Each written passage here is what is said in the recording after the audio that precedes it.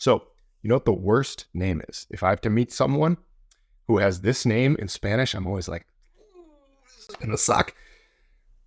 Rodrigo. Don't give me a Rodrigo. I love all you Rodrigos. I'm sorry. I just can't pronounce your name correctly. I'm sorry. Hola amigos, Sean, brand ambassador with Spanish 55 here.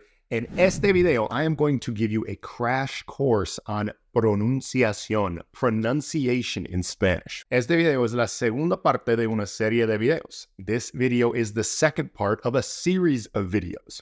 And this series of videos is dedicated to how you can perfect, dare I say, your Spanish or get as close to a native level speaker as possible.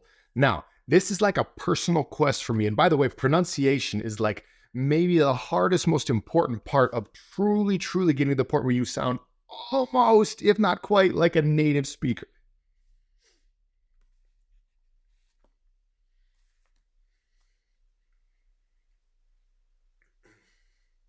Porque tú no quieres hablar español con un acento muy gringo, ¿verdad?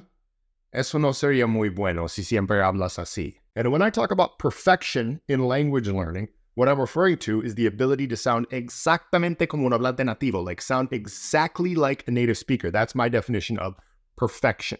But let's look at some basic pronunciation tips, okay? Consejos básicos sobre pronunciación. The first thing we need to do is we need to always listen to how native speakers pronounce any word or any phrase. And this is super easy nowadays because you can go to any website. Heck, Google Translate has it where they have that little audio button that you can use. And it has a pretty authentic native speaker pronouncing the word. Okay, so any word you want in Spanish, you'll be able to hear a native speaker pronounce it via Google, via whatever other translation website you want. Then it's just a matter of practicing. And the key is to practice very slowly. Practicar muy despacio. Practice very slowly when you're imitating the way the native speaker says the word. Think of it like a sport. In a sport, if you're going to learn to play baseball, for example, and you're 5 years old, you're learning how to play baseball, you're not just going to walk up there and be able to swing, I don't know how fast they swing in baseball, like 1,000 miles an hour. And I don't play baseball, so that probably wasn't the best swing, but you get it. Like when we practice the mechanics of any sport, we start off slow, right? Nice and slow. How to get your stance, how to hold the bat. This probably isn't right anyway, okay? But we practice really slow, and then once we've gotten the basics down slowly, then we add speed to it. Lo mismo con un idioma, the same thing with a language, because you need to make sure that all of those, los músculos de la boca, la lengua, los dientes, todo, you got to get your muscles of your mouth, your teeth, your tongue, all of it working together. It's all has to be trained, okay? We're retraining everything in here, because when you were younger, you learned how to speak English, right? I'm assuming English is your first language. You learned how to move your mouth, your tongue, and all this stuff here in a way that makes the sounds and letters of the English language. Now you need to retrain certain parts of it to speak Spanish, and you do that by speaking very slowly, muy despacio, chicos, okay? You also should be listening to yourself sometimes, as much as you might hate it. Like I said, I kind of hate it too. I'm like, my Spanish still sucks, right?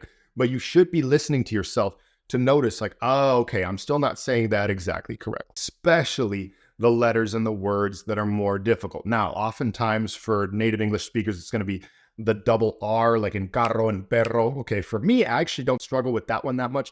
The ones that get me are the words that have like a D and an R in them, like la D, la R. Okay, so like, let me give you an example. So, you know what the worst name is? If I have to meet someone who has this name in Spanish, I'm always like, this is going to suck. Rodrigo. Rodrigo. Okay, I cannot do it for the life of me. It's like the combination of the R, the D after the R, and then another R. I don't know, like Rodrigo. The worst is if you have an older gentleman whose name is Rodrigo, and then you have to call him Don Rodrigo, because Don is a word that they usually use, for like a term of respect for like an older gentleman, right? Anyway, don't give me a Rodrigo. I love all you Rodrigos. I'm sorry. I just can't pronounce your name correctly. I'm sorry. Like I said, mastering pronunciation in Spanish and just trying to sound as much like a native as possible, it's become like a personal quest. Because I started learning Spanish like probably a lot of you did in high school. Like I took some classes like in high school, but I didn't really pay attention. I didn't really care about it at the time.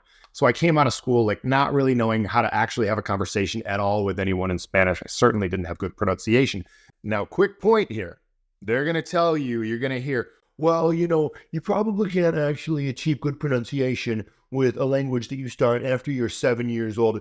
Well, actually, technically, the research shows that you have to be like, if you could start the language anytime before age 14 and you could technically still reach a native level. Just shut up. Just screw it. Don't worry about all the stuff that they say. Yes, it is harder to learn how to pronounce languages like a native speaker when you start at a later age in life. But don't worry about what everybody says about, oh, it's 7 years old is the cutoff, 14 years old is the cutoff to be able to pronounce the language. Don't even worry about it. Don't even worry about it. Because while there is some truth to that, the idea that we can't learn pronunciation as well in a second language if we start as adults, yes, there is some truth to that. There are a lot of ways we can keep gradually improving. And I'm going to teach you some in this video. And by the way, many of you will also have an advantage over me that's not age related, not related to any of that. I'll explain at the end why I think some of you will have a big advantage over me in terms of actually achieving like a native level pronunciation. I'll come back to that in a minute. In my opinion, there's really no secret to, practicing the proper consonants and vowel sounds. Vowels in Spanish are actually fairly simple because it's a much more phonetic language than English. So once you understand the way the 5 vowel sounds are pronounced, you've got a, e, o, u. It's fairly easy. You just have to practice and make sure you get it right. Now let's come to the part where I think that you have an advantage over me.